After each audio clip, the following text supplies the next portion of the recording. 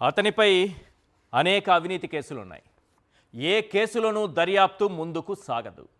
ఆయన అడగడం, కోర్టులు స్టేలు ఇవ్వడం, అలా ఓ పద్ధతి ప్రకారం జరిగిపోతుంటుంది.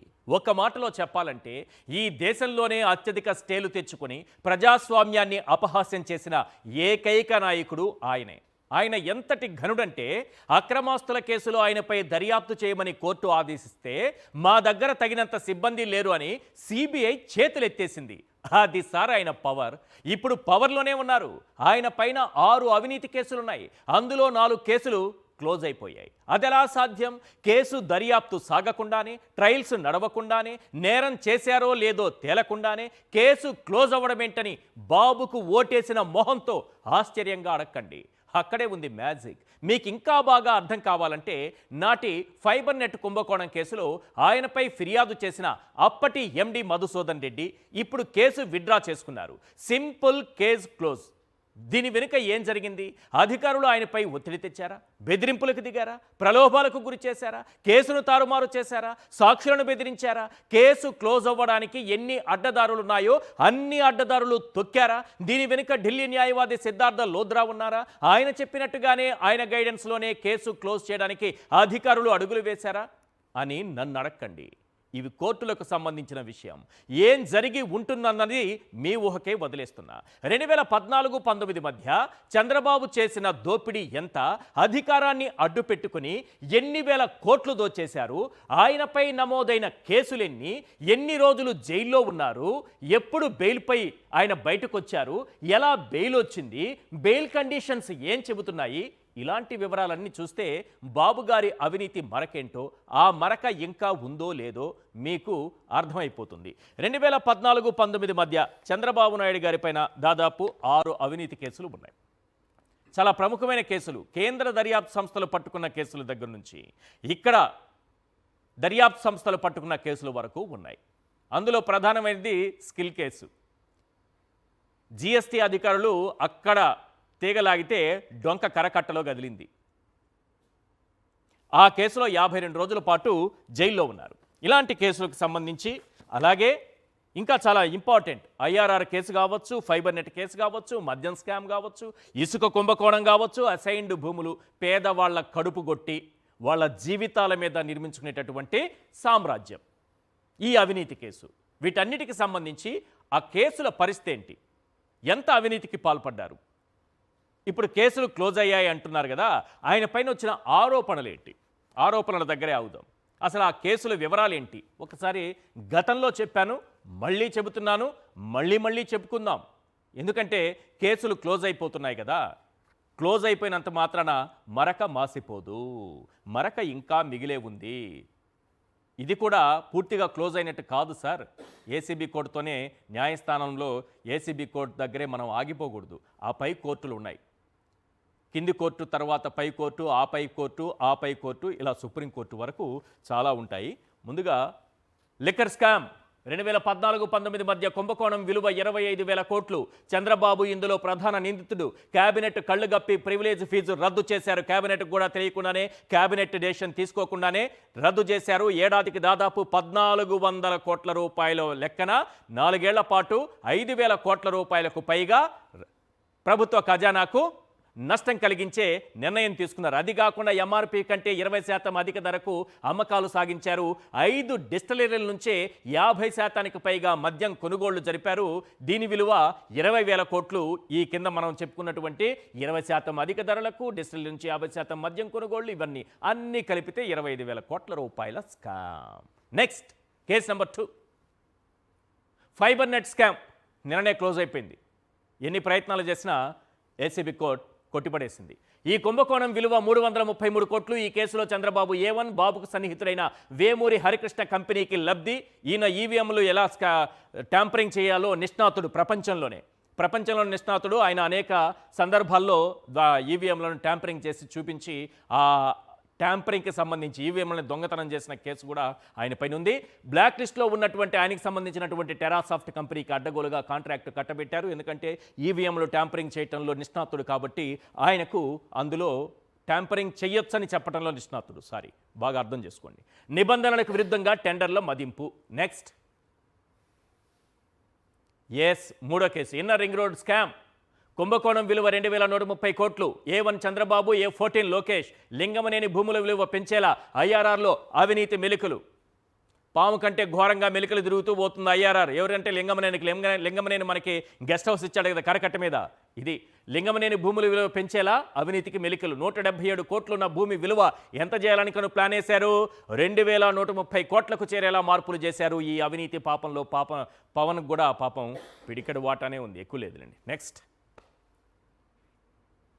ఉచిత ఇసుక స్కామ్. కుంభకోణం విలువ 10,000 కోట్లు. ఈ కేసులో చంద్రబాబు A2, టీడీపీ నేతలు సన్నిహితులకు ఇసుక రీచులు. కేంద్ర ప్రభుత్వ చట్టం, గ్రీన్ ట్రైబ్యునల్ విధి విధానాలకు తూట్లు. బాబు ప్రభుత్వానికి NGT నేషనల్ గ్రీన్ ట్రైబ్యునల్ 100 కోట్ల జరిమానా. ఎక్కడ సార్ జరిగింది? 100 కోట్ల జరిమానాకే మాట్లాడుకుందాం మనం. కరకట్టకు అతి సమీపంలో ఇసుకను తోడేశారు. కృష్ణమ్మ నదీ గర్భం నుంచి ఇసుకను తోడేస్తే నేషనల్ గ్రీన్ ట్రైబ్యునల్ 100 కోట్ల జరిమానా వేసింది. అక్కడే మన ముఖ్యమంత్రి గారి నివాసం ఉంటారు, లింగమనేని కట్టించిన గెస్ట్ హౌస్లో అక్రమ నివాసం అది. రైట్. Next, skill scam. ఇందులోనే 52 రోజుల పాటు చంద్రబాబు నాయుడు గారు జైల్లో ఉన్నారు. కుంభకోణం విలువ 370 కోట్లు. ఈ కేసులో A1 సీమెన్స్ ముసుగులో దోపిడీ, షెల్ కంపెనీల ద్వారా నిధులు మళ్లింపు. 2023 సెప్టెంబర్ 9న చంద్రబాబు అరెస్ట్. 52 రోజుల పాటు రిమాండ్ ఖైదీగా బాబు. ఈ కేసులో బెయిల్పై ఉన్న చంద్రబాబు. నెక్స్ట్, అమరావతి అసైన్డ్ భూముల స్కామ్. కుంభకోణం విలువ 5,500 కోట్లు. ఈ కేసులో A1 చంద్రబాబు. పేద రైతులకు చెందిన 1100 ఎకరాల అసైన్డ్ భూదోపిడీ. పేదలు ఎన్నో ఏళ్లుగా, దశాబ్దాలుగా సాగు చేసుకుంటున్నటువంటి భూముల్ని రాజధాని కోసం ప్రభుత్వం లాక్కుంటుంది, మీకు ఒక్క పైసా కూడా రాదు అని చెప్పి వాళ్ళను మోసగించి, వాళ్ళను భయపెట్టి, వాళ్ళ చేతిలో పావలా ₹1 పెట్టి ఆ భూములు లాగించుకొని తమ పేరుతో రిజిస్టర్ చేయించుకొని ఆ తరువాత ప్రభుత్వానికి ఇస్తే ప్రభుత్వం అప్పుడు కొత్తగా ఒక జీవో రిలీజ్ చేస్తుంది. ఏమని? ఈ అసైన్డ్ భూములకు కూడా పరిహారం ఇస్తాము, ప్యాకేజీ చెల్లిస్తామని. అంటే చంద్రబాబు నాయుడు గారికి సంబంధించినటువంటి బినామీలు ఈ భూములు కొని కోటీశ్వరులు కావడానికి అక్కడ ప్లాన్ చేసినటువంటి కుంభకోణం అన్నది ఈ కేసుకు సంబంధించినటువంటి ఆరోపణలు. అసైన్డ్ భూముల దోపిడీ తర్వాత ప్యాకేజీ ప్రకటించారనేది నేను క్లియర్గా చెప్పాను. మరి ఏమైపోయాయి ఈ కేసులన్నీ ఒక్కసారి చూద్దాం సార్. మొత్తం 6 కేసుల గురించి తెలుసుకున్నాం కదా. ఎక్కడెక్కడున్నా ఈ కేసుల స్టేటస్ ఏంటో ఒక్కసారి స్క్రీన్ పైన చూపించండి. ఎస్, అమరావతి అసైన్డ్ భూములు అవినీతి 5,500 కోట్లు. Case close. Next, fibre net scam. అవినీతి 333 కోట్లు. కేసు స్టేటస్ చూస్తే క్లోజ్. Next, liquor scam. 25,000 కోట్ల రూపాయల లిక్కర్ స్కామ్. స్టేటస్ చూస్తే ప్రస్తుతానికి క్లోజ్. నెక్స్ట్, ఉచిత ఇసుక అవినీతి 10,000 కోట్ల రూపాయల అవినీతి కేసు. ప్రస్తుతం స్టేటస్ చూస్తే కేసు క్లోజ్. ఇవి పరిస్థితులు. ఈ కేసులకు సంబంధించి అమరావతి అసైన్డ్ అవినీతి భూములు అన్నీ చూడండి ఒకసారి. ఈ కేసుల స్టేటస్ చూస్తే ఇలా ఉంది. అయ్యా ఏమైందయ్యా ఈ కేసులకు సంబంధించి అంటే ఎగ్జాంపుల్ ఒకటి చెప్తాను సార్, ఎక్కువ టైం కూడా తీసుకోను దానికి సంబంధించి, ఎందుకంటే గతంలో మాట్లాడుకున్న అంశాలే, అందువల్ల ఒక్కసారి గుర్తు చేస్తాను. ఫైబర్ నెట్ కుంభకోణానికి సంబంధించి అప్పటి ఎండీగా ఉన్నటువంటి మధుసూదన్ రెడ్డి వెళ్ళి ఎప్పుడు చెప్పారో మనకు తెలియదు, ఈ కేసు ఏం జరుగుతోందో మనకు తెలియదు.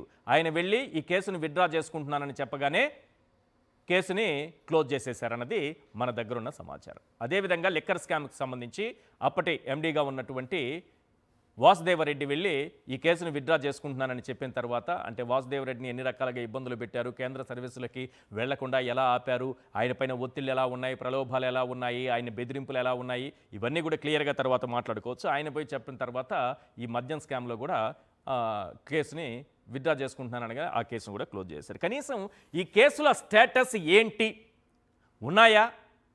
మీరు క్లోజ్ చేశారు కదా, ఆ డాక్యుమెంట్స్ ఏంటి, ఏ సందర్భంలో ఛార్జ్ షీట్ పడిన తర్వాత దర్యాప్తు అధికారులు ఏం చెప్పారు, ఎందుకు క్లోజ్ చేయాల్సి వచ్చింది, సాక్షులు ఏం చెప్పారు, ఫిర్యాదుదారులు ఏం చెప్తున్నారు, ఈ కేసు క్లోజ్ అయిన తర్వాత ఆ ఫైల్స్కి సంబంధించి అవి పబ్లిక్ డాక్యుమెంట్ కాబట్టి మాకు ఇస్తారా అని అడిగితే కోర్టు ఇవ్వట్లేదు సార్.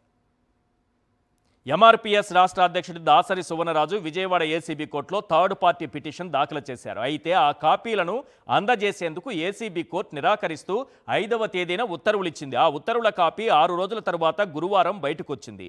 సువర్ణరాజు పిటిషన్ రాజకీయ ప్రేరేపితంగా కనిపిస్తోందని, అందుకే ఆయన అభ్యర్థులను అనుమతించేది లేదని ఉత్తర్వుల్లో పేర్కొంది. సో మీకు కేసు క్లోజ్ అయినటువంటి కాపీస్ కూడా దొరకవు. కోర్టు ఇవ్వడానికి వీలు లేదు అని క్లియర్గా చెప్పేసింది. ఎందుకంటే దాసరి సువర్ణరాజు పిటిషన్ వేస్తే థర్డ్ పార్టీ నీకేంటి సంబంధం, ఇచ్చేది లేదు అని చెప్పింది. మన దగ్గర ఉన్నటువంటి సమాచారంతో 4 కేసులు అయితే మాత్రం క్లోజ్ అయినట్టుగా కనిపిస్తుంది. కానీ ప్రజలందరూ అర్థం చేసుకోవాల్సిన విషయం ఏంటంటే, చంద్రబాబు నాయుడు గారికి ఈ కేసుల్లో బెయిల్ వచ్చింది కదా, ఈ బెయిల్ వచ్చిన సందర్భంలో ఆ రోజు కోర్టులు ఏం చెప్పాయి, ఈరోజు వాస్తవ పరిస్థితి ఏంటి, ఒక వ్యక్తికి ఏ కేసులోనైనా ఎవరికైనా బెయిల్ ఇస్తున్నప్పుడు కోర్టు ఎలాంటి కండిషన్స్ పెడుతుంది, ఆ కండిషన్స్ అన్నీ కూడా సక్రమంగా అమలు అవుతున్నాయా లేదా, అమలు కాకపోతే కోర్టులు ఏం చేయాలి? మీరు ఒక్కసారి స్క్రీన్ పైన చూడండి. గతంలో రింగ్ రోడ్డు, మద్యం, ఇసుక ఈ కేసుల్లో, ఈ 3 కేసుల్లో చంద్రబాబు నాయుడు గారికి బెయిల్ ఇస్తున్న సందర్భంలో కోర్టు పెట్టినటువంటి కండిషన్స్, చేసినటువంటి కామెంట్స్ ఒకటి చూడండి సార్. అవసరమైతే దర్యాప్తు కోసం ఐఓ ముందు చంద్రబాబు నాయుడు గారు హాజరు కావాలి, ఐఓ ఇన్వెస్టిగేషన్ ఆఫీసర్ ముందు హాజరు కావాలన్నారు. ఆ రోజు చెప్పింది కోర్టు ఈ కేసులన్నింటిలో. మరి ఏ రోజైనా సీఎం అయ్యాక ఎప్పుడైనా హాజరయ్యారా? హాజరు తప్పదంటే 48 గంటల ముందు నోటీసులు ఇవ్వాలి చంద్రబాబు నాయుడు గారికి. సీఎం అయ్యాక ఏ రోజైనా సరే సిఐడి లేదా సిట్ నోటీసులు ఇచ్చిందా? దర్యాప్తునకు చంద్రబాబు సహకరించాలి. అసలు నిజంగా దర్యాప్తు ముందుకు సాగిందా? దర్యాప్తు చేశారా అసలు? నెక్స్ట్, ప్రత్యక్షంగా పరోక్షంగా ప్రలోభ పెట్టకూడదు, బెదిరించకూడదు. సాక్షులు అధికారులపై ఒత్తిడి తేకుండా ఈ కేసులు ఎలా క్లోజ్ అవుతాయి సార్? ఎలా క్లోజ్ అవుతాయి అనేది మీ ఊహకు వదిలేస్తున్నా. కేసుపై ఎలాంటి వ్యాఖ్యలు చేయకూడదు, కేసుపై ఎలాంటి బహిరంగ వ్యాఖ్యలు చేయకూడదు అనేది చాలా క్లియర్గా చెప్పింది. నెక్స్ట్ ఒకసారి చూపించండి సార్, నాడు కోర్టు ఏం చెప్పింది, మనం ఏం చేస్తున్నాం అనేది. ఇది చాలా క్లియర్. ఇప్పుడు చంద్రబాబు నాయుడు గారి కేసులు ఎందుకు క్లోజ్ అవుతున్నాయని చెప్పడానికి ఇక్కడ ఉన్నది ఒక్కసారి మనం పరిశీలిస్తే, కాస్త చదువుకున్న వాళ్ళు, కాస్త జ్ఞానం ఉన్నవాళ్ళు ఎవరైనా సరే ఈజీగా అర్థం చేసుకోగలరు. ఆ రోజు బెయిల్ ఇస్తున్న సందర్భంలో చెప్పినటువంటి కోర్టు చెప్పిన మాట, ప్రస్తుతం నిందితుడు ప్రతిపక్ష నేత. మరి చంద్రబాబు నాయుడు గారు ఆ రోజు ప్రతిపక్ష నేత బెయిల్ ఇస్తున్న సందర్భంలో ఆ కేసుల్లో. మరి ఇప్పుడు సీఎం. ఎక్సైజ్ శాఖపై ప్రత్యక్షంగా పరోక్షంగా ఆయనకు నియంత్రణ లేదు, ఆ రోజు కోర్టు చెప్పిన మాట. మరి ఇప్పుడు నియంత్రణ ఉంది, ఎందుకంటే ముఖ్యమంత్రి ఆయనే కాబట్టి. A1 శ్రీనరేష్ ఐఏఎస్ అధికారి పదవీ విరమణ చేశారు ఆ కేసులో. ఇది మద్యం కేసుకు సంబంధించి బెయిల్ ఇస్తున్న సందర్భంలోది. నెక్స్ట్, మాజీ మంత్రి కొల్లు రవీంద్ర ప్రస్తుతం అధికారంలో లేరు, ఆయన కూడా అధికారంలో లేరు కాబట్టి ఎటువంటి ప్రలోభాలు ఉండవు, బెదిరింపులు ఉండవు, ప్రత్యక్షంగా పరోక్షంగా వారి నియంత్రణ ఉండదు అంది. మరి ఇప్పుడు ఆయన ఎక్సైజ్ మంత్రి, అప్పుడు ఎక్సైజ్ మంత్రి, ఇప్పుడు పరిస్థితి మారింది. కేసు ఫైళ్ళన్నీ ప్రభుత్వం దగ్గరే ఉన్నాయి. అప్పుడు వైఎస్ఆర్సీపీ ప్రభుత్వం ఉండేది, వాళ్ళ దగ్గర కేసు ఫైల్స్ ఉన్నాయి. ఇప్పుడు ఎవరి దగ్గర ఉంది కేసు ఫైల్స్? ఈ ప్రభుత్వం దగ్గర ఉన్నాయి. రైట్. పిటిషనర్లకు ముందస్తు బెయిల్ ఇస్తే దర్యాప్తులకు అవరోధం జరగదు. ఇప్పుడు జరిగినట్ట కాదా? మీరే డిసైడ్ చేయండి. రైట్. ఇవన్నీ చూసిన తర్వాత today's big question on big screen please. కేసులు క్లోజ్ చేయించుకోవడంలో అవినీతి పొలిటీషియన్స్కు బాబు ఒక రోల్ మోడల్గా మారారా? అధికారం చేతిలో ఉంటే తన కేసులు తానే క్లోజ్ చేయించుకోవచ్చు అన్నట్టుగా పరిస్థితి సాగుతున్న వేళ ఈ దేశంలో ఎవరైనా అవినీతి పొలిటీషియన్స్, రాజకీయ నాయకులు ఉంటే వాళ్ళందరికీ చంద్రబాబు ఒక రోల్ మోడల్గా మారారా? ఇదే అంశంపైన చర్చిద్దాం. ఇవాళ చర్చలో పాల్గొంటున్నారు తాటిపర్తి చంద్రశేఖర్ గారు, వైఎస్ఆర్సీపీ ఎమ్మెల్యే, డాక్టర్ బాలా గారు, అడ్వకేట్ అండ్ అనలిస్ట్. బాలా గారు, చంద్రబాబు నాయుడు గారిపైన 2014-19 మధ్య నమోదైనటువంటి కేసుల్లో దాదాపు 6 ప్రధానమైన కేసుల్లో ఇప్పటి వరకు ఉన్న సమాచారం 4 కేసులు క్లోజ్ అయిపోయాయి అని. అంటే ఇక్కడికి ఎండ్, ఇంతటితో ఈ కేసులు క్లోజ్, ఇక్కడికి సమాప్తం ఇది అనుకోవాలనా? జరగాల్సింది ఇంకా ఉంది, తేలాల్సింది మిగిలే ఉంది అని అనుకోవాలా? ముందుగా ప్యానెల్లో ఉన్న చంద్రశేఖర్ గారికి, అలానే వీక్షించే ఆంధ్రప్రదేశ్ అండ్ తెలుగు రాష్ట్రాల ప్రజలందరికీ కూడా మేబీ ఇంట్రెస్టింగ్ టాపిక్ కాబట్టి అందరు చూస్తుంటారు. గుడ్ ఈవినింగ్ అందరికీ. మీరు మరక్క ఇంకా ఉంది అన్నారు కదా, కథ ఇంకా ముగించలేదు, కథ ఇంకా ఉంది. There is in front of crocodile festival, ముందుంది ముసళ్ళ పండుగ అంటారు చూసారా. పాపం నాకు తెలిసి ఇందాక మీరు ఇంట్రడక్షన్లో ఏసీబీ కోర్టులో అప్లికేషన్ వేస్తే పొలిటికల్ మోటివేటెడ్గా ఉంది, అందుకే నీకు డాక్యుమెంట్స్ ఇవ్వలేకపోతున్నాం అంటే రియల్లీ నాకు చాలా డిసప్పాయింటెడ్గా ఉంది. వెదర్ వాళ్ళు జ్యుడిషియల్ ఆఫీసర్ అయి ఉండి, క్వాలిఫైడ్ అయి ఉండి, వాళ్ళకి ఏం సంబంధం అసలు? Okay, what is political motivated there when any person file an application? Can't he pursue the document? Because it's against of state. ఏముంటుంది ఇప్పుడు ఆ నో documents లో వినండి ఇక్కడ వినండి. ఏముంటుంది? వాళ్ళు నేను ఎందుకు చెప్తున్నానంటే డిబేట్ చూసినా ఎందుకంటే ఎవరైనా కూడా ఈవెన్ మేము కూడా థర్డ్ పార్టీ అప్లికేషన్స్ ఫైల్ చేస్తాం. ఏం రాస్తారో తెలుసు దాంట్లో, ఫర్ అకాడమిక్ పర్పస్. ఇప్పుడు వెయిట్ నేను అక్కడికి వస్తాను చూడండి. అంటే మాకు కేస్ లాసు, ఇంత పెద్ద వెబ్సైట్లు, తర్వాత ఎస్ఎస్సి ఆన్లైన్లు, ఈ జడ్జ్మెంట్లు, ఆ జడ్జ్మెంట్లు, సుప్రీంకోర్టు జడ్జ్మెంట్లు, హైకోర్టు జడ్జ్మెంట్లు అన్నీ ఓపెన్లో ఎందుకు పెట్టారు? వాళ్ళకి తెలీదా? మాకు తెలీదా? లేకపోతే బార్ కౌన్సిల్ ఆఫ్ ఇండియాకి కానీ, బార్ అసోసియేషన్లకు కానీ, అడ్వకేట్లకు కానీ తెలీదా?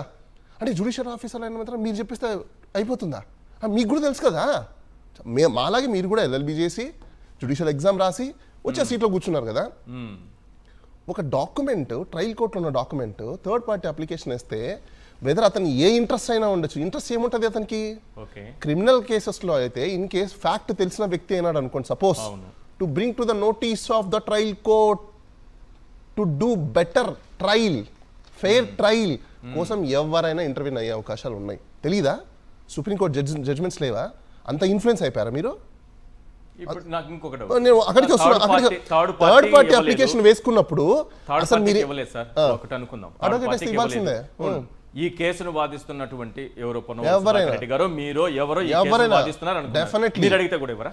ఇవ్వకపోతే వాళ్ళ మీద ముందు కంటెంప్ట్ కానీ కేసు కానీ మేమే ఫైల్ చేస్తాం కోర్టులో, రిజిస్ట్రార్ దగ్గర కంప్లైంట్ ఇస్తాం. ఎందుకంటే ప్రొసీజర్ తెలియని ఆఫీసర్లను ఎందుకు కూర్చోబెడుతున్నారు అక్కడ? ప్రొసీజర్ తెలియని ఆఫీసర్లను కూర్చోబెడితే they are infringing the right of the citizens. You are there to protect of rights. You are there to adhere the procedure and rules, not for your whims and fancies. The system is there and people are there. Documents ఉంటేనే మనం పై కోర్టుకి వెళ్ళాలా? Court documents ఇప్పుడు కావాలా? Rejection order మీద కూడా ఇప్పుడు ఏదైతే రిజెక్షన్ ఆర్డర్ చేశారో, based on the rejection order we can go. ఎందుకు అంటే ఎగ్జాంపుల్ చెప్తాను. ఇప్పుడు అజ్యూమ్ మూమెంట్ అండి. ఇప్పుడు అతను అప్లికేషన్ వేసాడు, డాక్యుమెంట్స్ మీరు ఇచ్చారు. What will happen? Truth will come out. What is the aim of the investigation చెప్పండి. నేను లాస్ట్ టైం కూడా చెప్పాను, ఎయిమ్ ఆఫ్ ద ఇన్వెస్టిగేషన్ సామాన్యుడికి కూడా తెలియాల్సిన బాధ్యత ఖచ్చితంగా ఉంది. That's what. అదే కదా ఇప్పుడు పోలీసు వాళ్ళందరూ మొత్తం ఒక పెద్ద మీటింగ్లు పెట్టి ఎందుకు చెప్తున్నారు అనుకుంటున్నారు మీరు? People should know, that is awareness. ఇలాంటి క్రైమ్ జరుగుతుందన్న అవేర్నెస్. ఇప్పుడు ఒక పొలిటీషియను, ఒక విఐపి పర్సను, ఒక చీఫ్ మినిస్టరు, ఒక రాష్ట్రానికి సంబంధించిన వ్యక్తి నామినేషన్ వేసేటప్పుడు ఎందుకు క్రిమినల్ కేసెస్ వేస్తున్నారో తెలియకనా? లేకపోతే మాకు తెలీదా? జనాలకు తెలీదా? తెలుసుకోవాలి కాబట్టే transparency. Know what is he, what is his conduct, what is his credibility, what is his nature, what is his mindset, what is his psychology, what is his anthropology, what is his financial status, what is his previous history, what is his previous family history, what is his previous entire the domestic life, dynasty, heritage. ఎందుకు అడుగుతున్నారు ఇవన్నీ? నువ్వు నీ హెరిటేజ్ని, నీ డైనస్టీని నువ్వు ఏంటని తెలిస్తే నీ నేచర్ ఎలాంటి తెలుసు. నువ్వు మనుషులకి ప్రేమనిస్తావా, కోపాన్ని ఇస్తావా, ద్వేషాన్ని ఇస్తావా తెలుసుకోవాలి కదా. అలానే ఫైనాన్షియల్ స్టేటస్ కూడా తెలుసుకోవాలి కదా. అందుకోసమే కదా అఫిడవిట్ పెట్టారు. ఇప్పుడు ట్రయల్ కోర్టులో అజ్యూమెంట్ సార్, ఇల్యూషన్స్లోకి వెళ్దాం. అప్లికేషన్ వేశారు, డాక్యుమెంట్స్ ఇచ్చారు. What will happen? వాళ్ళు ఏం తప్పులు చేశారో పోలీస్ డిపార్ట్మెంట్ వాళ్ళు బయటికి రావద్దా? So you want to bury of truth. What is the aim of the investigation? To find out of truth, hunt for truth. ఇప్పుడు ఏం చేస్తున్నారు? బరీ చేస్తున్నారు. రైట్. ఒక కేసు ఎగ్జాంపుల్ ఏదో ఒకటి తీసుకుందాం. మద్యం కానీ, ఫైబర్ నెట్ కానీ. మద్యం స్కామ్ లో ఇట్లా వీళ్ళు దోపిడీకి పాల్పడ్డారు, ఖజానాకు ఇంత నష్టం జరిగింది. అవును. ఈ ప్రివిలేజ్ ఫీజు రద్దు చేశారు, ఖజానాకు 5,000 కోట్లు నష్టం జరిగింది. ఎంఆర్పి కంటే ఒక 20% పెంచి అమ్మారు, కొన్ని డిస్టిలరీలకే ఎక్కువ సేల్స్ ఇచ్చారు అని ఆరోపణలు. దానికి సంబంధించినటువంటి ఆధారాలతో కేసు ఫైల్ చేశారు. ఈ కేసులో పలానా వాళ్ళు నిందితులు 1, 2, 3, 4, A1, A2 అన్నీ అయిపోయింది. దర్యాప్తు జరుగుతోంది. ఈ కేసులో ఛార్జ్ షీట్ కూడా ఫైల్ అయింది. ఒక కేసు అనుకుందాం, ఏదో ఒక ఎగ్జాంపుల్, ఒక కేసులో ఛార్జ్ షీట్ కూడా ఫైల్ అయింది. ఇప్పుడు ఇది ఫైబర్ నెట్ కేసు కావచ్చు, మద్యం కేసు కావచ్చు. అప్పటి ఎండీలు ఎవరైనా సరే, ఎవరైతే కేసు పెట్టారో వాళ్ళు వెళ్ళి మేము కేసు విత్డ్రా చేసుకుంటామని బయట ప్రపంచానికి తెలియకుండా సీక్రెట్గా వెళ్ళి, అంటే ఆ కేసు ఎప్పుడు స్టేటస్ మనం రోజు ఫాలో అవ్వం కదా, వాళ్ళు చెబితే కేసు క్లోజ్ చేసేస్తారు. మీకు ఇంకో విషయం చెప్పనా? ఆఫీసర్కి doesn't have a competency to withdraw the case. నేను మళ్ళీ చెప్తున్నా బాస్, మీరు ఎవరైతే ఆఫీసర్స్ ఉన్నారో నేర్చుకోండి. హీఈస్ ఓన్లీ ఏ ఇన్ఫర్మెంట్. సిట్కి అంటున్నారా? ఐఓ ఆఫీసర్ కంటున్నారా? వాళ్ళకే చెప్తున్నా. You doesn't know the procedure of your manuals. 4 manuals ఉన్నాయి, చదువుకోండి. ఫస్ట్ ఆఫ్ ఆల్ ఎన్ని మాన్యువల్స్ ఉన్నాయి మీకు తెలియదు. ఎందుకు చెప్తున్నానంటే అతని ఇన్ఫర్మేట్ అంతే. It is not an private ఏదో గల్లీలో జరిగే క్రైమ్ కాదు అది. ఓకే, స్టేట్ అగైన్స్ ఎక్స్చకర్కి జరిగిన క్రైమ్. ప్రతి ఒక్క సిటిజన్కి దాంట్లో రైట్ ఉంటుంది. అండ్ వన్ మోర్ థింగ్, ఆ చైర్లో ఉన్నంత వరకే ఆ ఆఫీసర్కి power. He become a witness. Is a list of విట్నెస్లో విట్నెస్ అవుతాడు అంతే. 1 మినిట్, అతని ఇన్ఫర్మెంట్ అంతే. వన్స్ ఒక్కసారి అతను ఆ చైర్ నుంచి వెళ్ళిపోయిన తర్వాత he is not the officer of the chair. ఇప్పుడు అతను ఆ చైర్లో ఉన్నారా? లేడు కదా. మరి వెర్ ఇస్ ద కెపాసిటీ? ఉన్నటువంటి గౌతమ్ రెడ్డి నా ఒపీనియన్ తీసుకోండి, నేను కేసు పెట్టిన వ్యక్తిని నన్ను పరిగణలోనికి తీసుకోండి అంటే కొట్టేసింది court. No no no definitely అతను యాక్సెప్ట్ చేయాలి. ఎందుకంటే హీఈస్ ఇన్ఫర్మెంట్ అంతే. ఇప్పుడు నేను ఉన్నానండి, XYZ అనే చోట క్రైమ్ జరుగుతుంది అనుకోండి, I become ఇన్ఫర్మెంట్, I'm a witness అంతే. ఫస్ట్ విట్నెస్ నేను. నా అభిప్రాయం, కేసు పెట్టిన నా అభిప్రాయం తీసుకోకుండా విక్టిమ్ ఎవరు? ఇక్కడ విక్టిమైజ్ అయింది ఎవరు? స్టేట్. స్టేట్ అంటే ఎవరు? We the people of the citizens. Yes. We have a right, not you. You are the person only to investigate and find out the truth. You are not the superior to close the case. Who are you to close the case? What is your power? Your power only find out the truths. First of all IO మీద ఎవరైతే ఇట్లా case close చేశాడో, first of all A IO అయితే ఇప్పుడు దీన్ని accept చేశారో వాళ్ళ మీద కేసు పెట్టాలి. ఇప్పుడు ఎందుకో చెప్పనా? అసలు నీ పని ఏంటి? ఎవరు కాంప్రమైజ్ అయ్యారు? అతను ఎందుకు విత్డ్రా చేసుకున్నారు? దేనికోసం విత్డ్రా చేసుకున్నారు? Whose interest? It is very important. Whose interest? వినండి, ఇక్కడ చూడండి. Whose interest? The interest of chief minister. Who is the chief minister? He is the the then of accused. అంటే ఎందుకంటే the then of opposition leader. That time opposition leader, opposition leader, you got an bail, medical bail, not on merits. It is only medical bail. అందరూ గుర్తుపెట్టుకోండి, medical grounds లో వచ్చిన bail. దాంట్లో conditions ఏంటి? Directly or indirectly you should not influence. Being as a chief minister of the state today you are holding all the documents. దొంగ చేతుల్లో మీరు తాళాలు పెడతారు, దొంగ చేతిలో డాక్యుమెంట్స్ పెట్టి ఈ రోజు మీరు ఆ దొంగ ఏం చెప్తే అది ఆడమంటే జరిగిపోయిద్దా? నో, ఒక చిన్న సినారియో ఇది. నేను ఆయన అనట్లేదు. ఇక్కడ వినండి, I respect chief minister seat కి రెస్పెక్ట్ ఇస్తా. కానీ పర్సన్ ఎవరైతే ఉన్నారో క్రైమ్ లో ఇన్వాల్వ్మెంట్ ఉన్న పర్సన్, ఆయన అలాంటప్పుడు ఏం చేయాలి? ఆయన డిగ్నిఫైడ్ గా, బాస్ ఈ కేసెస్ అన్ని నా దగ్గర ఉండకూడదు, I'm discharging of this entire SIT కానీ లేకపోతే ఇంకోటి కానీ, ఆ టీమ్ ని టచ్ చేశారు అంటేనే దట్ ఇట్ సెల్ఫ్ ఇన్ఫ్లుయెన్స్. మీ ఇప్పుడు వాళ్ళ మీద కేసులు పెట్టడము, సస్పెండ్ చేయడం, XYZ చేశారు కదా, అజ్యూమ్ మూమెంట్ యాజ్ పర్ మీ కొత్త రూల్స్ ప్రకారం క్లోజ్ కానట్ట సార్. డైరెక్ట్ గా ప్రజలకు అర్థమయ్యేలా టెక్నికల్ గా మిగిలే ఉందా? టెక్నికల్ ముందుంది ముసల పండుగ, సీక్వెల్ ఉందా? ముందుంది ముసల పండుగ చెప్తున్నాను కదా. క్లోజ్ అయిపోయిందని ఎట్లా అనుకుంటారు? ఇది బెయిల్ రద్దుకు దారి ఎగ్జాక్ట్లీ తీసే దారు. ఎవరైనా నేను చెప్తున్నాను, ఇంక్లూడింగ్ ఇప్పుడు మాట్లాడుతున్న మీరు, ఈశ్వర్ గారు కూడా టుమారో మార్నింగ్ ఇక్కడ బస్ ఎక్కి 700 రూపాయలు టికెట్ పెట్టుకొని అమరావతిలో దిగి పోయి హైకోర్టులో మీరు ఒక పిటిషన్ వేస్తే, ఈ కేసులో ఆ డాక్యుమెంట్స్ ఇలా జరిగిందని చెప్పేసి ఈవెన్ పేపర్ స్టేట్మెంట్స్ తీసుకెళ్లి వేసినా, court will direct the below investigation officer to bring all the documents. In case ఇందులో ఎక్కడైనా కానీ ప్రైమా ఫేసి అడ్మిట్ అయిందా, ఐఓ వెళ్తాడు.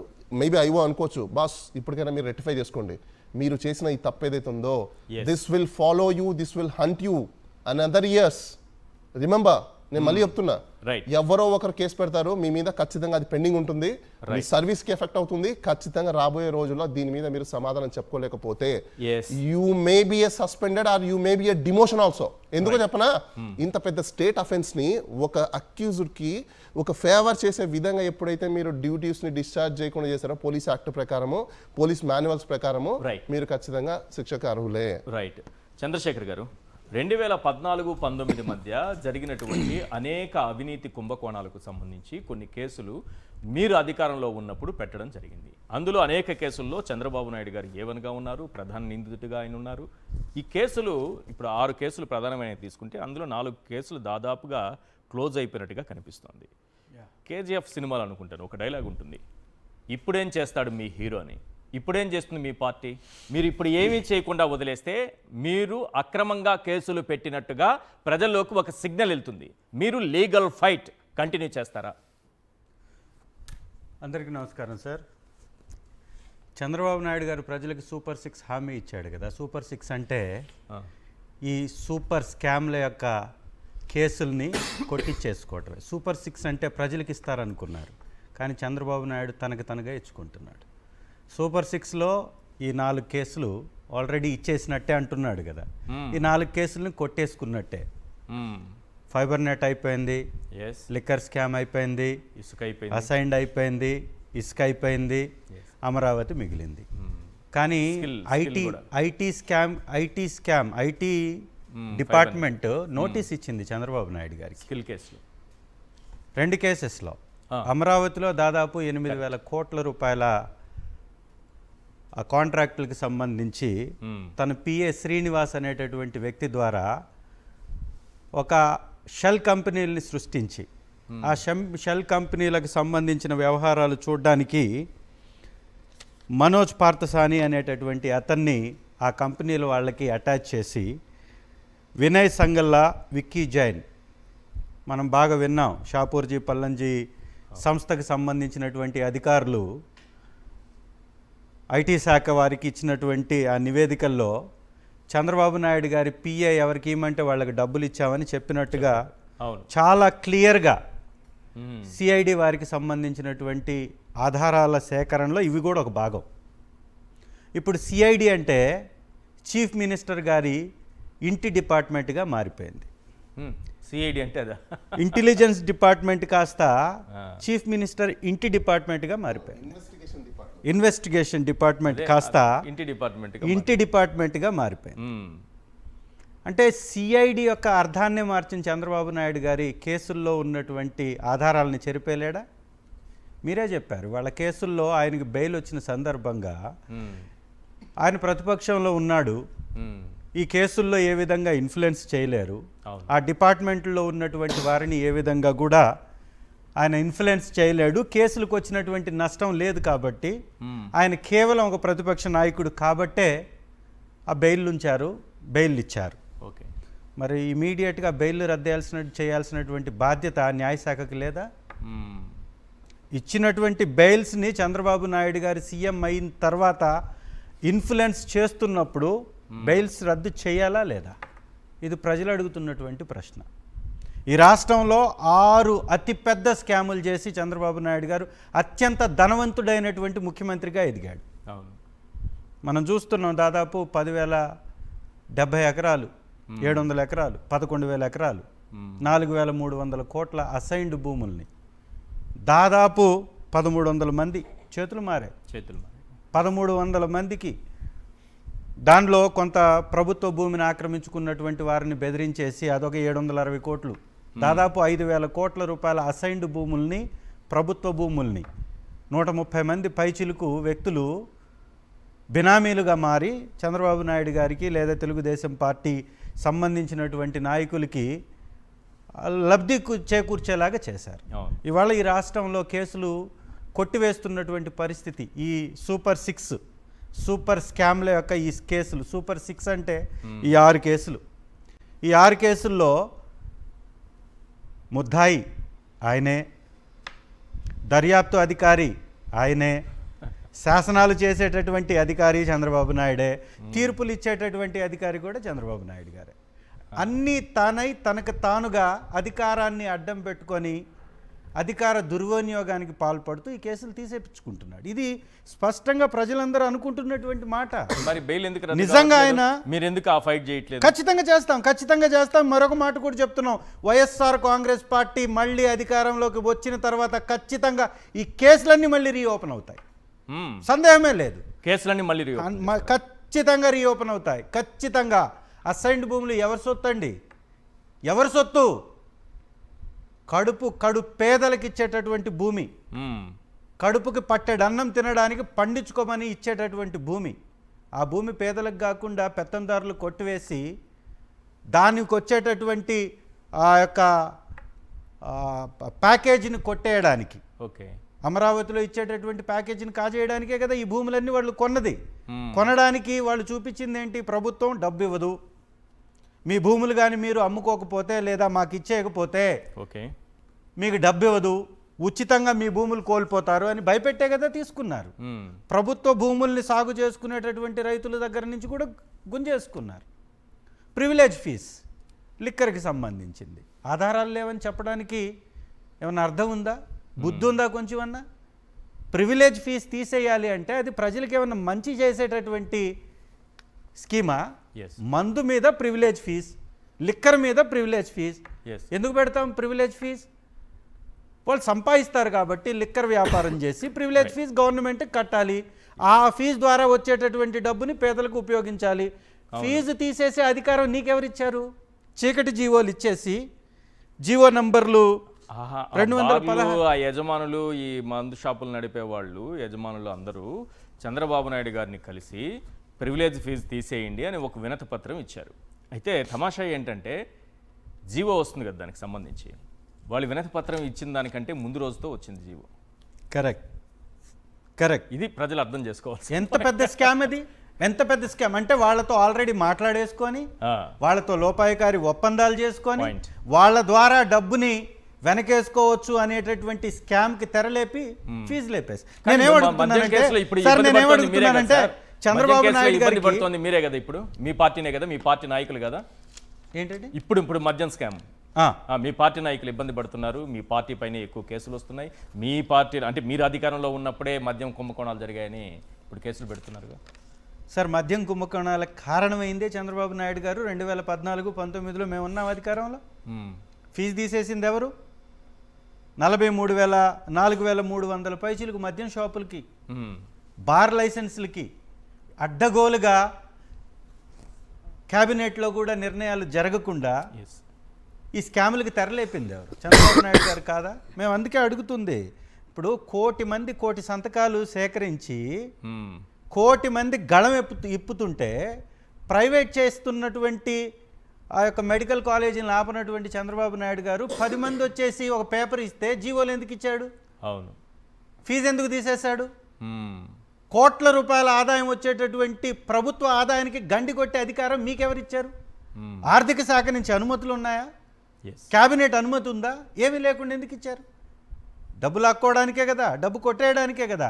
సో ఆధారం లేనిది ఎక్కడ, ఏ స్కీమ్లో లేదు. ఇన్నర్ రింగ్ రోడ్ యొక్క అలైన్మెంట్ మార్చడం వలన 3 కిలోమీటర్లు దూరం పెంచడం వలన చంద్రబాబు నాయుడు గారికి సంబంధించినటువంటి హెరిటేజ్ భూములు, లింగమనేని రమేష్ గారికి సంబంధించినటువంటి భూములు, అలాగే నారాయణ గారికి సంబంధించినటువంటి భూములకి దగ్గరికి వెళ్ళింది. వాటి వాల్యూస్ పెరిగింది. ఆధారం లేకపోవడం ఏంటి? స్పష్టమైన ఆధారాలతో ఫైబర్ నెట్కి సంబంధించిన దానిలో దొరికిపోయారు. ఐటీ శాఖ నోటీసులు ఇచ్చింది. ఐటీ శాఖ మాదా? వైఎస్ఆర్ కాంగ్రెస్ పార్టీ ప్రభుత్వం మీద పనిచేస్తుంది ఐటీ శాఖ, సెంట్రల్ గవర్నమెంట్ది. ఐటీ శాఖ నోటీసులు ఇస్తే షాపూర్జీ, పల్లంజీ అధికారులు ఎందుకు చెప్పారండి? దీనిలో చేతులు మారాయి, పిఏ చంద్రబాబు నాయుడు గారి పిఏ ఇవ్వమన్నటువంటి వాళ్ళకి మేము డబ్బు ఇచ్చానని ఎందుకు చెప్పారు? అంటే ఇది ఒక ఆధారం కాదా? ఈ ట్రెండ్ ఎక్కడి వరకు వెళ్తుంది? రేపు అవినీతి పొలిటీషియన్ అందరికీ ఒక రోల్ మోడల్ అయిపోతారు కదా. ఇలా మనం కేసులు కొట్టించేసుకోవచ్చు. ఎవడైనా అవినీతి చేసుకుంటాడు. మీరు ఇంకొక చిన్న మాట, మీరు ఇందాక ఇంకొక మాట కూడా మాట్లాడారు. మీ ప్రభుత్వం, మీ పార్టీ ఏం చేస్తుంది అని. ఖచ్చితంగా వీటి మీద పోరాటం చేస్తుంది. ఖచ్చితంగా ఇవాళ చంద్రబాబు నాయుడు గారు కానీ ఏదో మోడీ గారు కూడా ఏదో చెప్పారు, వైఎస్ఆర్ కాంగ్రెస్ పార్టీ సోషల్ మీడియాని ధీటుగా ఎదుర్కోలేకపోతున్నారని ప్రచారం చేసుకుంటున్నారు వీళ్ళు. ఆయన దాకా ఎందుకు వెళ్ళింది? వైఎస్ఆర్సీపీ ఫైట్ చేయబట్టే కదా. వైఎస్ఆర్సీపీ సోషల్ మీడియా ఒకవేళ అది నిజమైతే, మోడీ గారు అన్నది నిజమైతే, వైఎస్ఆర్సీపీ సోషల్ మీడియా ఎంత బలంగా పనిచేస్తుంది? ఈ విధంగా బయట పెట్టబట్టే కదా. మోడీ గారి వరకు వెళ్ళలేదు సార్. ఇక్కడ వీళ్ళు భయపడుతూ రాయించుకున్న వార్త అది. వీళ్ళు ఎంత భయపడ్డారని చెప్పడానికి యాక్చువల్లీ ఒక బీజేపీ సీనియర్ నాయకులతో నేను మాట్లాడినప్పుడు వాళ్ళు చెప్పింది ఏంటంటే, ఆంధ్రప్రదేశ్లో బీజేపీ సొంతంగా ఎదగడానికి ప్రయత్నం చేయట్లేదు. మీరు ఏదో ఒక పార్టీతో పొత్తులో ఉన్నాం కాబట్టి ఇలా నడిచిపోతే జీవితం చాలన్నట్టున్నారు. సొంతంగా ఎదగడానికి ఏం చేయాలో అది చెయ్యండి అని చెప్పారు. ఈ విషయం బయటకు వస్తే చంద్రబాబు నాయుడు గారికి ఇబ్బంది కాబట్టి దీన్ని బయటకు రానివ్వకుండా సోషల్ మీడియా గురించి ఇంకేదో రాసుకుంటూ నేను మాట్లాడిన విషయం మీకు చెప్తున్నా. నేనేమంటానంటే సార్, ఎవరేం మాట్లాడినా అన్నా అనకపోయినా, అందుకే అనుంటే అన్నాను నేను. అవును, అది నిజమైతే అన్నా. Yes, అదే యా, నేనేమంటానంటే వీళ్ళు ఆ ప్రచారం అందుకే చేసుకుంటున్నారు, భయపడ్డారు కాబట్టి ప్రచారం చేసుకుంటున్నారు సోషల్ మీడియా గురించి. తెలుగుదేశం పార్టీ ఈ డబ్బా వాయించుకోవడం అనేది ఇప్పటిది కాదు, మొదటి నుంచి ఉన్నటువంటిదే. చంద్రబాబు నాయుడు గారి చేతిలోకి పార్టీ వచ్చినప్పటి నుంచి ఉన్నదే. ఈ అసత్యపు ప్రచారాలకి ఈ బ్యాండ్ మేళం వాయించుకునేటటువంటి ఈ బ్యాచ్కి అర్నబ్ గారు మొన్న వాయించినటువంటి బ్యాండ్ మేళం మామూలుగా వాయించలా. మీరు ఆ విషయం చెప్పారు కానీ జాతీయ మీడియా ఇట్లా వేరియేషన్ చూపించి మాత్రం మాట్లాడకండి, చాలా మందికి ఇబ్బందికరంగా మారుతుంది. అర్నబ్ గారు ఆ యొక్క ఆ మీడియా ఛానల్ రిపబ్లిక్ మీడియా దాదాపుగా బీజేపీ పార్టీ యొక్క భావజాలాన్ని సపోర్ట్ చేస్తుంది అనేటటువంటి వాదన కూడా ఉంది. అలాంటి ఛానల్కే వీళ్ళ డబ్బా చూడలేకపోయారు, భరించలేకపోయారు. ఏమయ్యా అసలు ఏ సంబంధం అతనికి?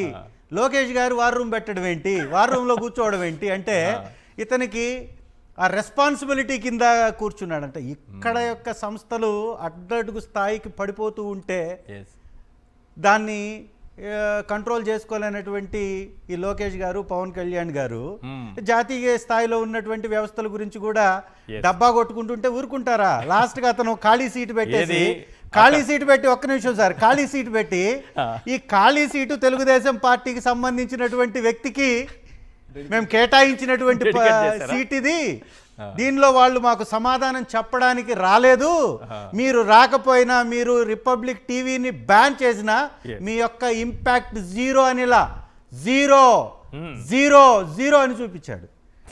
అర్నబ్ గారు నేషనల్ మీడియాలో ఒక ప్రముఖమైనటువంటి వ్యక్తి, తెలుగుదేశం పార్టీ కూటమిలో భాగమైనటువంటి పార్టీ, ఎన్డీఏలో భాగస్వామిగా ఉన్నటువంటి పార్టీ యొక్క ఇంపాక్ట్ జీరో అన్నాడంటే రాష్ట్రంలో ఇంకెన్ని జీరోలు అయ్యారో వీళ్ళు ఒక్కసారి ఆలోచించండి.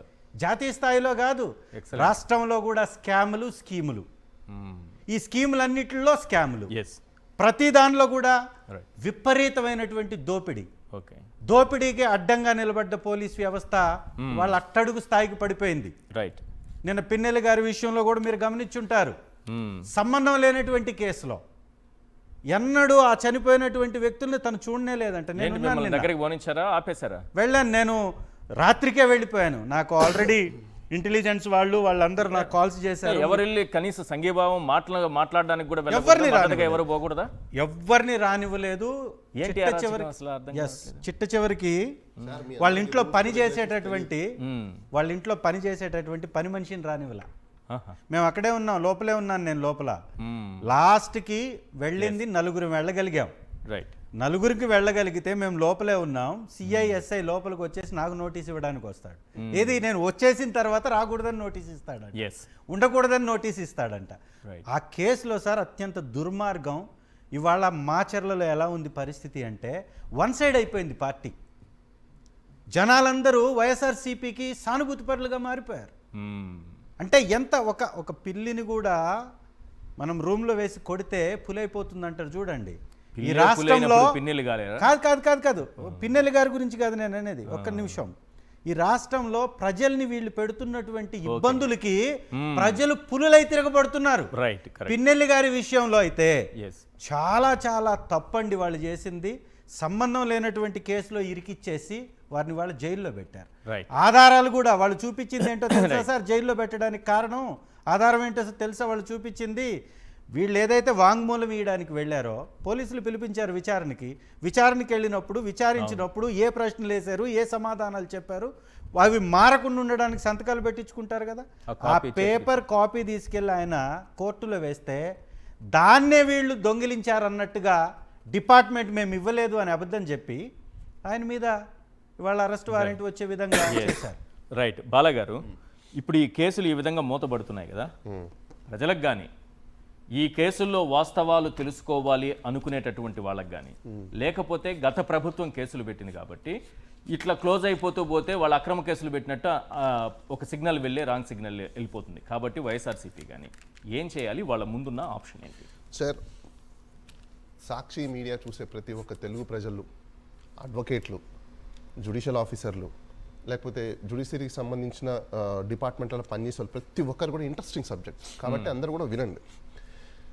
క్రిమినల్ కేసెస్లో క్రిమినల్ జూడిస్పిరెన్స్ ఏం చెప్తుందంటే any person can set in to the motion అంటే ఎవరైనా ఒక క్రైమ్ జరుగుతోంది, ఒక ఇన్ఫర్మేషన్ ఉంది అంటే they can bring to the notice, he is a just informant. అవి ఎఫెక్టెడ్ పార్టీ విక్టిమ్ నేనైతే కాంపౌండబులా నాన్ కాంపౌండబుల్ అని చూసుకొని కాంప్రమైజ్ అవ్వడం అనేది జరుగుతుంది. స్టేట్కి సంబంధించి ఒక హోదాలో ఉన్న వ్యక్తి కంప్లైంట్ ఇచ్చేసిన తర్వాత ఆ వ్యక్తి అక్కడ ఆ చైర్లో లేడు అన్నప్పుడు he doesn't have a competency to withdraw the case. ఇంత బేసిక్ లాజిక్ మీరు ఎలా మర్చిపోయారా? అండ్ వన్ మోర్ థింగ్, దాన్ని యాక్సెప్ట్ చేసిన అక్కడ ప్రిసైడింగ్ ఆఫీసర్ ఏం చేస్తున్నారు నాకు అర్థం కాదు అసలు. వాళ్ళు ఎలా యాక్సెప్ట్ చేశారు నాకు అర్థం కాదు. అంటే అఫ్ కోర్స్ దాన్ని ఛాలెంజ్ చేస్తారు కోర్టులో, అది ఖచ్చితంగా మళ్ళీ బ్యాక్ అవుతుంది. ఏంటి సార్, ఏముంటుంది సార్ అందులో? ఛార్జ్ షీట్ సంబంధించి కోర్టులో ఛార్జ్ షీట్ ఫైల్ చేశారు. Charge sheet or final report అని అంటారు బేసికల్గా. ఏముంటుంది అందులో? ఛార్జ్ షీట్ అంటే ఇతని మీద పడిన అభియోగాలు ఏవైతే ఉన్నాయో ఆ సెక్షన్స్ ప్రకారం ఛార్జెస్ ఫ్రేమ్ చేసాము, ఈ తప్పులు చేశారు, ఇవి చేశారు. ఎవిడెన్స్ కూడా జత చేస్తారా? దాంట్లో లిస్ట్ ఆఫ్ విట్నెస్లు ఎవరు. మరి ఈ కేసులో ఛార్జ్ షీట్ ఫైల్ అయిందా? మరి ఛార్జ్ షీట్ ఫైల్ అయిన తర్వాత అంటే ఎవిడెన్స్ అంతా సేకరించినట్టే కదా? మరి అంతే కదా, లిస్ట్ ఆఫ్ డాక్యుమెంట్స్ పెడతారు కదా ఎవిడెన్స్. మీరు అయ్యో సార్, నేను కేసు పెట్టిన వ్యక్తిని అనుకుందాం సార్, మీరేమో ఎవిడెన్స్ మొత్తం సేకరించారు, ఏ సెక్షన్ల కింద కేసులు పెట్టాలి, ఏం పెట్టాలో మీరు ఒక ఛార్జ్ షీట్ కూడా ఫైల్ చేసేసారు. లేదు ఆయన దొంగతనం చేస్తే చేసుకున్నారు, ఆయన అవినీతికి పాల్పడితే పాల్పడ్డారు, ఆయన 8,000 కోట్లైనా దోచుకుంటే దోచుకున్నారు, నేను కేసు విత్డ్రా చేసుకుంటానంటే అయిపోయిందట. అదేనండి నేను చెప్పేది. ఇది జనాలకు అర్థం కావాలి. ఒకటి, ఈ case against of state exchequer. State exchequer ఎవరిది? ఎవరు owners? Government. Who is the government? Government ఎవరు? We the people. We the people. People కి సంబంధించింది కదా, we elected them, we cast the vote. మేము కదా ఎలక్ట్ చేసుకునింది, అది మా డబ్బులు కదా, నువ్వు ఒక ఇన్ఫర్మేటివ్ అంతే. సో ఏసీబీ కోర్టు అయిపోయిన తర్వాత వాట్ నెక్స్ట్ అంటే ఏం చెప్తారు? నెక్స్ట్ అక్కడ ఏం అవ్వలేదండి బేసిక్. ఏం కానట్టేనా? ఏం కానట్టే అంటే అందరూ క్లోజ్ చేసుకున్నారు, అక్కడికి మూత పెట్టి ఫైల్స్ అక్కడ ఒకటి పెట్టుకున్నారు. ఆల్రెడీ అక్కడికే అనుకోవాలా? నేను క్వశ్చన్ చెప్పనా, నువ్వు చార్జ్ షీట్ వేసావు, ఓ తూచ్ అని చెప్పేసి ఇప్పుడు ఫైనల్ రిపోర్ట్ లో నిల్ రిపోర్ట్ వేస్తానంటే ఎందుకు వేసావు అంటే క్లోజర్ ఇచ్చేసారు కదా. ఏం క్లోజర్ ఇచ్చేసారు అనుకోండి. నువ్వెవరు క్లోజర్ ఇవ్వడానికి? నీ పని ఏంటి, డ్యూటీ ఏంటి నీది? ట్రూత్ ని ఫైండ్ అవుట్ చేసి అక్కడ రిపోర్ట్ ఫైల్ చేయడం. ఆల్రెడీ చార్జ్ షీట్ అయిపోయిన దాని మీద నువ్వు రివైజ్ ఎలా చేసావు? నా పాయింట్ అది. అదే రివైజ్ నువ్వు ఎలా చేసావు అంటే అర్థం కాని చిన్న మెథడ్ కదా, అర్థం కాక మీ లా పాయింట్స్ అర్థం కాక చాలా సింపుల్ క్వశ్చన్ అదే అడుగుతున్నా. చార్జ్ షీట్ వేసిన తర్వాత ఎలా విత్డ్రా చేసుకోవాలి? దట్స్ వాట్ అదే విత్డ్రా చేసుకుంటే రైట్ వాళ్ళకి లేదు. ఎందుకంటే క్రైమ్ అగేన్స్ట్ దేనికి జరిగింది? స్టేట్ ఎక్స్చెకర్ కి జరిగింది.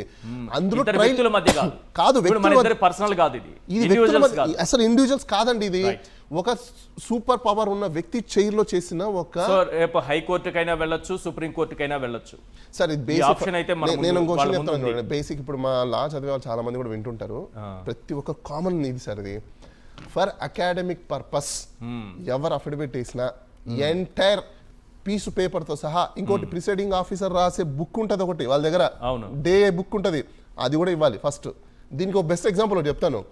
మేమే ఒక కేసు చేసాం, మేబీ చిత్తూరుకి సంబంధించిన మాకు సంబంధించిన వ్యక్తి ఒక డాక్యుమెంట్లు ఇవ్వలేదు, సీఏ వేస్తే ఇవ్వలేకపోతే హైకోర్టుకి వేస్తే హైకోర్టు ముటిక్కాలేసి ముందు ఇమ్మని చెప్పిండు. ఆ డాక్యుమెంట్లు అన్నీ ఏం చేశారు తెలుసా? ఆయన ప్రిసైడింగ్ ఆఫీసరు ఆయన ర్యాక్లో పెట్టుకున్నాడు. యాక్చువల్ ఫైల్స్ ఎక్కడ ఉండాలి? సేఫర్ జోన్ లో ఉండాలి. సమ్ టైమ్స్ సేఫర్ జోన్ లో లేనప్పుడు కస్టడీ ఆఫ్ జడ్జి దగ్గర ఉండాలి. ఎప్పుడు ఉంటుంది తెలుసా? అవి డాక్యుమెంట్స్ ఏమైనా ట్యాంపర్ అవుతాయేమో, మిస్యూజ్ అయిపోతాయేమో, అలాంటప్పుడు ఉంటుంది. ఇక్కడ ఫైనల్ గా అయిపోయి క్లోజ్ అయిపోయిన డాక్యుమెంట్ మీ కస్టడీలో ఎందుకు ఉంచుకున్నారు మీరు? What is your special interest? అది కూడా ఇంపార్టెంటే. రేపు ఇది క్వశ్చన్ చేశారనుకోండి ప్రిసైడింగ్ ఆఫీసర్ కి, what is your special interest అని చెప్పేసి, he must be answerable person, he must be say, చెప్పాల్సిన అవసరం వస్తుంది. చంద్రశేఖర్ గారు ఒక 2 minutes లో క్లోజ్ చేయండి sir please. Sir simple sir, దీనిలో వైఎస్ఆర్ కాంగ్రెస్ పార్టీ అధికారంలో ఉన్నప్పుడు ఒకటేసారి కదా మేము అధికారంలోకి వచ్చింది, అంతకుముందు లేం. అంతకుముందు చంద్రబాబు నాయుడు గారు చేసినటువంటి స్కాములకు సంబంధించినటువంటి ఇన్వెస్టిగేషన్ చేసింది CID, criminal investigation department. CID ఆధారాలు సేకరించి కోర్టుకు సబ్మిట్ చేసింది. కోర్టు ఆధారాలలో వాస్తవాలు ఉన్నాయి కాబట్టి, నమ్మింది కాబట్టి వారికి కస్టడీ ఇచ్చింది. కస్టడీ ఇచ్చినటువంటి కేసుల్లో బెయిల్ మీద ఉండి బెయిల్లో ఉన్నటువంటి ముద్దాయి చేతి కింద ఆ వ్యవస్థలు పనిచేస్తుంటే న్యాయం ఎలా జరుగుతుంది? ముద్దాయి చేతి కింద ఉన్నటువంటి వ్యవస్థ మొద్దు నిద్రపోతుంది కదా. కాబట్టి ఇమ్మీడియట్గా దీనిలో కేంద్రం కూడా జోక్యం చేసుకోవాలి. న్యాయశాఖ ఇది ఈ దేశానికి ఒక రోల్ మోడల్ లాగా పనిచేయాలి. ఈ రాష్ట్రంలో ఒక ప్రభుత్వానికి లొంగి ఈ యొక్క కేసులన్నింటినీ కానీ తీసివేస్తే ఎవరికి వాళ్ళు అధికారంలో ఉన్నప్పుడు విచ్చలవిడిగా కేసులు చేసుకొని అరాచకంగా తయారవుతుంది, ప్రజాస్వామ్యం కూలీ చేయబడుతుంది. ఖచ్చితంగా నేను ఒకటే అడుగుతున్నా, చంద్రబాబు నాయుడు గారు అవినీతి చేయకపోతే ఇంత అత్యంత ధనవంతుడు ఎలా అయ్యారు సార్? మమతా బెనర్జీ గారు ఎన్నిసార్లు ముఖ్యమంత్రి? అవును, దాదాపు ₹1 లోపలే ఉంది ఆవిడ యొక్క ఆస్తి. శారద మాత్రం 900 కోట్ల పై చిలుకు. అఫీషియల్ లెక్కల ప్రకారం దేశంలో నంబర్ 1. అది కూడా చాలా అనేక సందర్భాల్లో ముఖ్యమంత్రిగా చేసినటువంటి వాళ్ళు 5 కోట్లు 10 కోట్లలో ఉంటే సార్ మాత్రం వేల కోట్లలోకి వెళ్ళిపోయారు. ఎలా సాధ్యమైంది? ఎస్ ఆయన యొక్క ఆస్తి ఎంత? ఒక్కసారి ఆలోచించండి. 4-5 సార్లు ముఖ్యమంత్రులుగా చేసినటువంటి వాళ్ళ యొక్క ఆస్తులు 5 కోట్ల నుంచి 10 కోట్లు. కేంద్ర మంత్రులుగా చేసినటువంటి యాంటోనీ గారు రీసెంట్గా ఆయన ప్రకటించినటువంటి ఆస్తులు చిట్టా కానీ చూస్తే ₹1 లోపల సాయంత్రం కారు ఉందంట. వాళ్ళ మిస్సెస్ ఇప్పటికి కూడా బస్సులో వెళ్తుందని చెప్తుంటారు. మరి 2 ఎకరాలతో మొదలైనటువంటి ప్రస్థానం వేల కోట్లు లక్షల కోట్లకి ఎగబాకిందంటే అవినీతి లేకుండానే ఎగబాకారా? ఇది ప్రజలు గమనించాలి. సిఐడిలో ఉన్నటువంటి అధికారులు కూడా గమనించాలి. 1 మినిట్ అండి, మీ మాధ్యమం ద్వారా నేను సీఎం గారిని ఒకటే అడుగుతున్నా, సార్ మీరేం జాబ్లు ఇవ్వకండి, మీరు సక్సెస్ అయిన ఫార్ములా మా యూత్కి చెప్పండి చాలు. ఏం వద్దండి, ఆ ఫార్ములా చెప్తే మిగతా మేము కూడా అవుతాం. అంటే ఎందుకంటే మళ్ళీ జాబులు అంటే రిస్కీ కదా సార్, టైం టేకింగ్. ఆ ఫార్ములా చెప్తే మిగతా అందరికి కూడా తెలుసుకొని మేము కూడా అలానే అయిపోతాం. Thank you sir. చర్చలో పాల్గొన్నందుకు బాలా గారు, తాటిపర్తి చంద్రశేఖర్ గారు, thank you so much sir. ఇది వాటి చర్చా కార్యక్రమం చూస్తూనే ఉండండి సాక్షి టీవీ.